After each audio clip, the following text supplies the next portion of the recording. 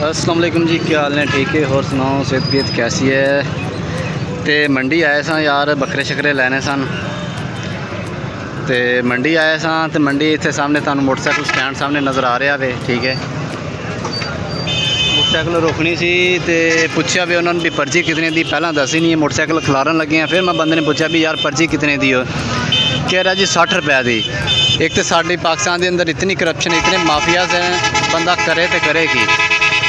फिर अग करके असी बाहर आए हैं भाई, मोटरसाइकिल बाहर रोक देते हैं। यह 2 मोटरसाइकिल साढ़े ने, ठीक है, मोटरसाइकिल बाहर खड़ देते हैं। बाकी जे दूसरा भाई है तो वाले तो अगे चले गए ने, तो मैं मोटरसाइकिलों की राखी खड़ जाना।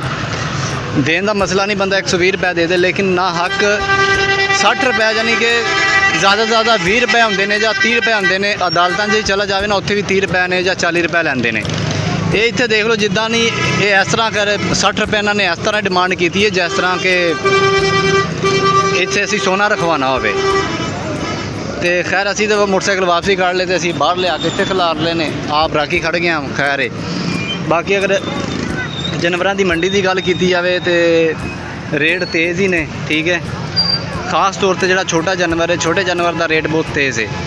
वो चाहे बकरा वे, चाहे वो दुम्बा वे, चाहे वो बैल है। ठीक है, इस तरह यह जो तुहाडे सामने बैल जा रहा ना, यह कम से कम 2 लाख का वे। ठीक है, इस तरह बहुत तेज़ रेट ने अजकल जो मंडी के ने। खास तौर पर जो खीरा जानवर है, दोंदे का इतना रेट नहीं है जितना खीरे का रेट लग रहा है। यह जो तुहाडे सामने दंद जा रहा है तकरीबन 3.5 लाख का वे।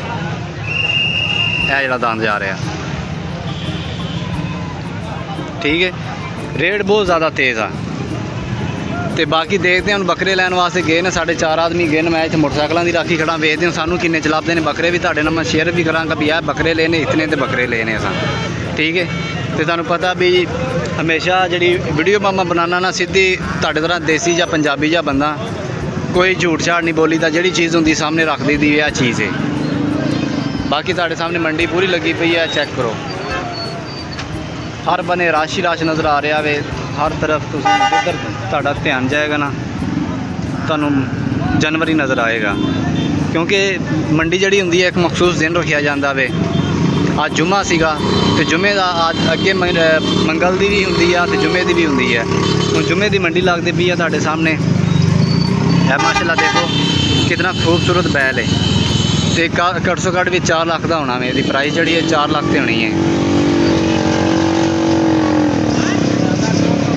देखते हैं, पुछ के देखांगे भी की इहदा डिमांड है। यह देखो लाले, तुहानू मैं पहला दसिया कि मंडी तेज़ आ। हम भाई साहब सामने खड़े ने, ये कहते भी 1,10,000 के दोने लए ने। हालांकि बकरे नॉर्मल ही ने, रेट भी मेरा ख्याल नॉर्मल है, एवं है ना। कुरबानी तो ही तकरीबन 70,000 का भी गया वे थले, यानी कि इन्होंने पलना तुहाडे सामने बिल्कुल बनन वाले बकरे नहीं भी पकरोड़ होए ने। तो जो दूसरे बिल्कुल इन्हों का जिसम चेक करो, इन्हें थोड़ी खुराक दोगे तो डबल हो जाने ने।